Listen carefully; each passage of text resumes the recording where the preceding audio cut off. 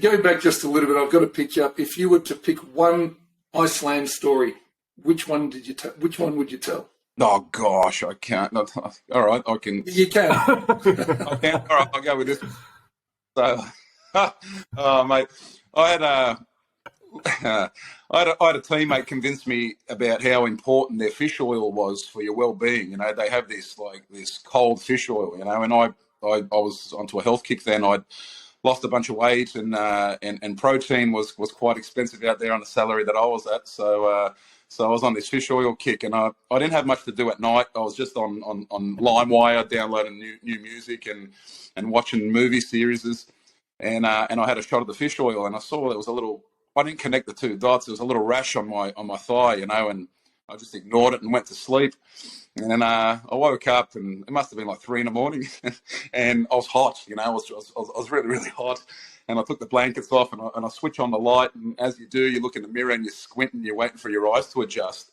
Man, my throat had closed up. I was finding it hard to breathe, and I had hives all over me from head to toe, you know. And I passed out. I ended up just going back to the bed and passing out. But it had alleviated a little bit in the morning.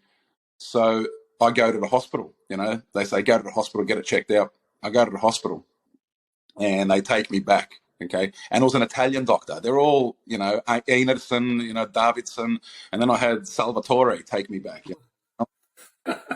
Salvatore, he takes me in, and he asked me what's wrong, and I said, "Oh, it looks like I had an allergic reaction. Okay, my throat was closing up. I was wondering if you could give me some clarity on your fish oil that I'm taking." And he said, "All right, you know, good. Can you cough for me? Take your pants down, all this kind of stuff." You know, and I'm like, "Oh, this is a little bit uncomfortable." I go, "I don't think that's very necessary." He goes, "I have to check it." You know, so he does it. He checks everything. It's Iceland, mind you. I'm just going with the protocol, you know. And he starts with a rectum check, and I tell him, "Look, I don't like this." I speak up like first, and he yells back at me, and he goes, "I don't like it either." So I'm waiting for the test.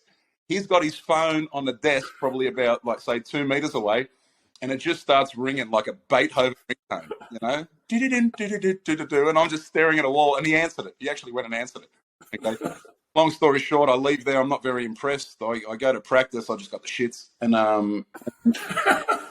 this is on a Friday. I go to collect my results on Monday, and they go, "Yeah." I go, "I'd just like to get my results from Dr. Salvatore." And they say, "We don't have a Dr. Salvatore." And I lose it.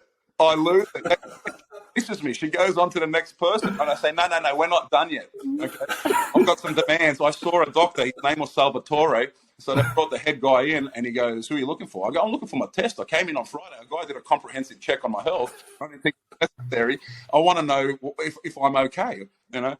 And then they end up doing the research. He was one of those doctors that subs in. You know, he was traveling. They had him there for about 3 days. You know, but they kind of looks. I was about to tear the whole place up. You know, and I went to the coach. I said, "This country is rubbish. You guys are good. So I'm not accepting this. Fly me home."